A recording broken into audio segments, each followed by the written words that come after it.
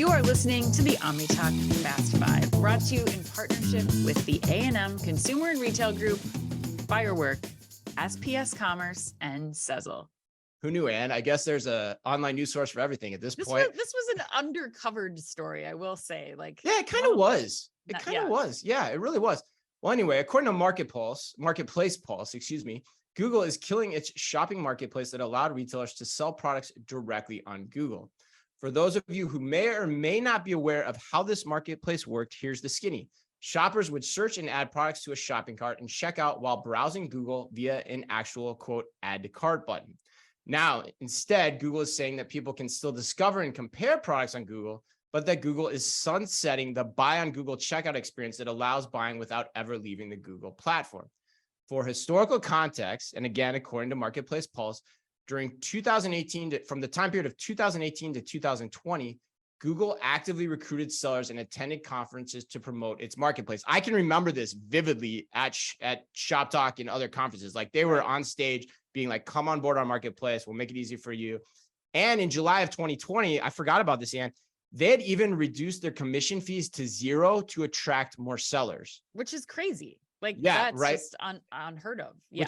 Which means basically people aren't using it, right? Like, you know, because there's no, you gave everything you could to sign people up, and maybe you signed people up, but then you didn't get the consumer adoption. So alas, all that said, the program is now ending.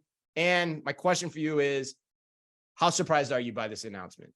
I'm not that surprised at all. I'm not a sports person per se, but I think this is what they call in sports a building year for Google. Is that right? Like is that what you call it? When, technically it's a rebuilding year, and a rebuilding year. Yeah. A rebuilding year. Yeah. I think that's I like the effort, A for effort. I mean, thank you for the support. That's just when you have like a bunch of really bad players, right? And you just try to say like, we're getting better. It's a rebuilding year. Yes. I think that's where Google is. Okay. And this is because I think Google is doing the right strategic thing here, because I think they need to stop and think about how people were using the platform, how they're using the platform for shopping now, and how future consumers are going to be using the platform. So like I thought about, Chris, like when you have used Google Shopping, what are you using it for? Like what use cases come up to you? Yeah, no, I was going to talk about that too. I've tried to use it a hell of a lot. I've tried to use it over 30 times. And like usually the reason I'm using it is like, I want to see all the products available. Okay. But to me, there's a rub with that, you know, like I don't have the confidence that all the products are available because I know a lot of the retailers aren't participating in the shopping experience. Right. And so then it just becomes a dead end for me. But like for me, I was because I've been trying to do it. I was in the mindset of buying, but I think you're trying to bring up a different point. So go for it. Well, yeah, I mean, I'm just trying to think through like the actual scenarios where I have used Google Shopping. And one thing is like, you know, you're in a pinch somewhere, you are looking for, like, I always use a sports analogy because I think that happens to me the most because maybe I'm like the worst sports mom on the planet. Clearly, I don't know what a building year or rebuilding year is. So that will give you some taste. But like, I forgot shin guards for soccer. Okay. Like, so for me, it's like, where am I? I'm at this tournament. I need to get shin guards. Where are the closest places that have the sizes available? Like, that's what I'm using Google for, but I'm not clicking the add to buy button in that scenario that they're talking about. Like, I'm just going to that place. It's more location based. Or the other times I'm doing it, and I assume this is kind of similar to the instances that you were talking about, where like I'm looking to compare prices of the item. Like I'm looking for something and then I click Google Shopping because I want to see like, what's this worth? Where should I buy it? What are the closest places that have it available? But none of those things require the buy now button. You know, like that's not, so I think that it's just the UX of this whole process. The consumer behavior is just not going through it the way that Google really kicked this off.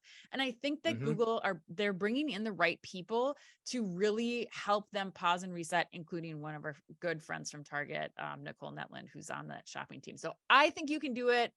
I want to see what happens. When do you win the Super Bowl? Google Shopping. Yeah. And then I'd press you a little bit, even your shin guards example. Like I think actually now you're probably going to DoorDash, given your love affair with DoorDash. And you're saying like, how do I get this as quickly as possible? Because I need this possibly even delivered to the soccer field. And that's the marketplace that I want to consume on, because I can see what retailers are in there. I have the confidence it's coming from the retailers. And, if it's available, it's available and I can get it quickly. But yeah, I mean, I agree with you, man. I think the point I'd emphasize in what you said is I think the headline speaks to a theme that we've talked about on the show a lot, which is where and when are people wanting to buy things, right? Yep. What mindset are they in? I told you I've tried it many times. And it's just never worked for me because like you said, Google is great for researching facts, like price compare, 100%.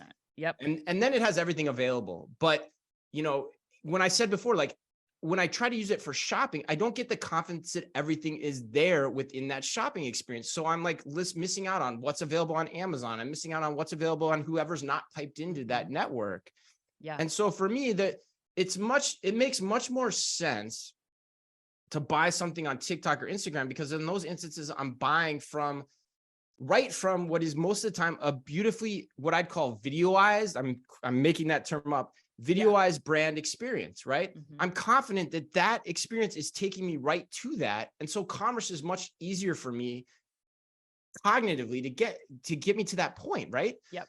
So there's just a different confidence level as you're shopping through an experience like this on so many levels, especially when you're going up against like, Amazon being able to essentially do the same thing with a much wider selection for the most part.